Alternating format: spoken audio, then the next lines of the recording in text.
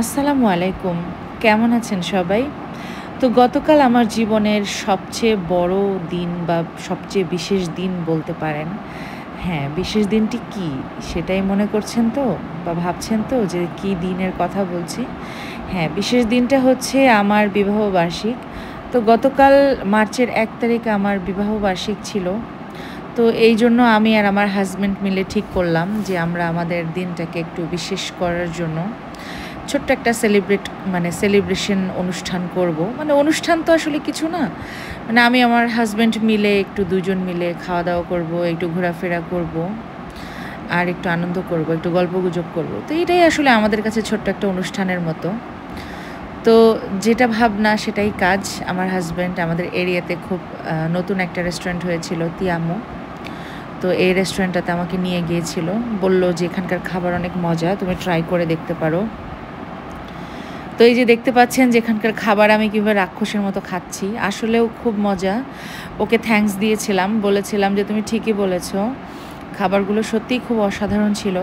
তো এখানে আমরা কয়েক পদের খাবার নিয়েছিলাম। চিকেনের সাসলিক নিয়েছিলাম। তারপর হচ্ছে ২ পদের পাস্তা নিয়েছিলাম, রাইস আইটেম নিয়েছিলাম। দেন এই তো এগুলোই ছিল। আর সাসলিকটা সবথেকে বেশি মজা ছিল। আসলে কাবাব বলতেই আমি অনেক বেশি পছন্দ করি। আর সেটা চিকেন বা বিফ যেটাই হোক না কেন, কাবাব আমার সবসময় অনেক ফেভারিট। আর আমার হাসব্যান্ড ও কাবাব খেতে খুব পছন্দ করে।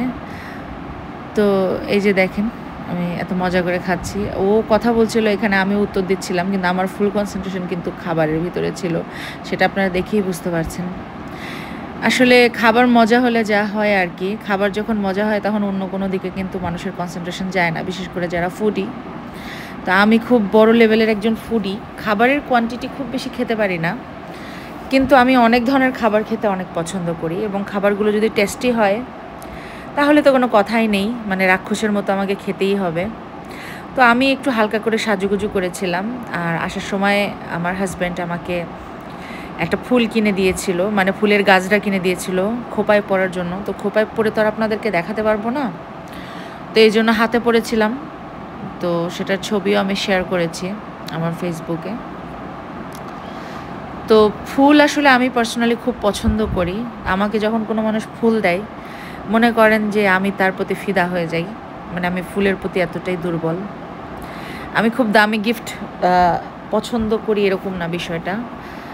ছোট্ট একটা ফুলই আমাকে অনেক খুশি করে দেয়। মানে আমি অল্পতে খুব তুষ্ট হয়ে যাই। আমার চাওয়া পাওয়াগুলো অনেক বেশি বড় না। তো আপনাদের ভাইয়া যখন আমাকে ফুল দিল, তো আমি খুব খুশি হয়ে গিয়েছিলাম।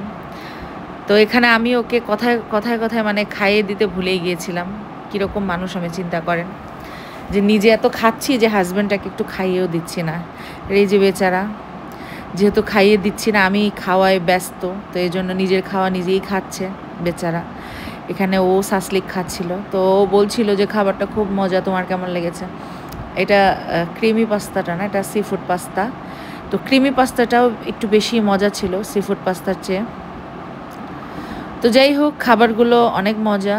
আপনারা যারা শনির আখড়ায় এরিয়াতে থাকেন বা আসেন, তারা এই রেস্টুরেন্টটাতে খাবার ট্রাই করতে পারেন। তো সবাই খুব ভালো থাকবেন, সুস্থ থাকবেন। আল্লাহ হাফেজ। আসসালামু আলাইকুম ওয়া রাহমাতুল্লাহ।